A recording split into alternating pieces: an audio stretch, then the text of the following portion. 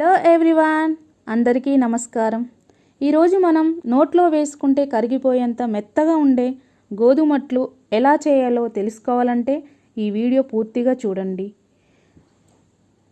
ముందుగా మనకు సరిపోయేంత గోధుమ పిండి తీసుకోండి. ఎంత కావాలంటే అంత. మనం ఇంట్లో ఉండే మనుషులను బట్టి ఎంతమంది తినాలనుకుంటే అంత వాళ్ళకి సరిపోయేంతగా. చాలా బాగుంటుందండి, చాలా టేస్ట్గా కూడా ఉంటాయి. ఎప్పుడైనా మనం చపాతీలు చేయడం ఇబ్బంది అనుకుంటాం, పిల్లలు ఆకలి అవుతుంది అంటారు. అలాంటప్పుడు చేసుకోవడానికి ఈజీగా ఉంటుంది, పిల్లలు కూడా ఇష్టంగా తింటారు. గోధుమ పిండి తీసుకొని దాంట్లో కొంచెం సరిపోయేంత సాల్ట్ వేసుకోండి. కొన్ని వాటర్ పోస్తూ కలపాలి, ఎందుకంటే ఉండలు కట్టకుండా ఉంటుంది. కొంచెం కొన్ని పోస్తూ ఉంటే ఉండలు కట్టకుండా మెత్తగా మంచి కలుపుకోవచ్చు. నిదానంగా కలుపుకొని ఎంత వాటర్ పడితే అంత పోస్తూ కలుపుతూ ఉండాలి. కొంచెం లూజుగా కలపాలి. మనం దోసపిండి ఎలా కలుపుతామో అంత లూజుగా కలిపి చేయాలి. చిక్కగా ఉంటే ఆ పెనంకి అతుక్కుని మంచిగా రాదు దోశ. ఎప్పుడైనా లూజుగా ఉండాలి. ఇప్పుడు దోశలేస్తే వచ్చేంత లూజుగా కలుపుకున్నాను చూడండి, ఎంత బాగా కలిపానో. ఉండలు కూడా లేవు పైన. మంచిగా కలుపుతూ ఉంటే, నిదానంగా కలుపుతూ ఉంటే ఉండలు కూడా రావు, పెనంకి కూడా అతుక్కోకుండా ఉంటుంది. ఇలా ఇంత లూజు కలుపుకొని చేసుకోవాలి. చాలా బాగా వస్తాయి చూడండి, ఒక్కసారి ట్రై చేయండి. స్టవ్ మీద పెనం పెట్టి బాగా వేడవ్వాలండి.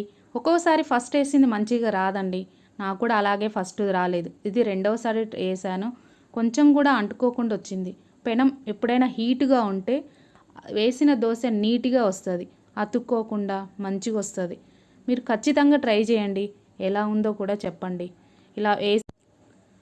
ఇలా వేసుకున్నాక పైన అది వైట్గా కూడా మొత్తం డ్రై అయిపోతుంది. డ్రై అయిపోయినాక అప్పుడు సైడ్లో మట్టి కొంచెం ఆయిల్ వేసుకోండి.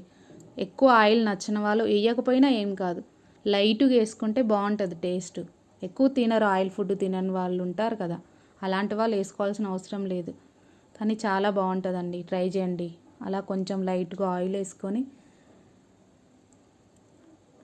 నిదానంగా తీయండి, ఎందుకంటే అది స్మూత్గా ఉంటుంది కాబట్టి నిదానంగా తీస్తూ సైడ్ అంటూ నిదానంగా తీసి తిప్పేసుకోండి. అలా తిప్పేశాక ఒక 20 సెకండ్స్ అట్లా ఉంచండి.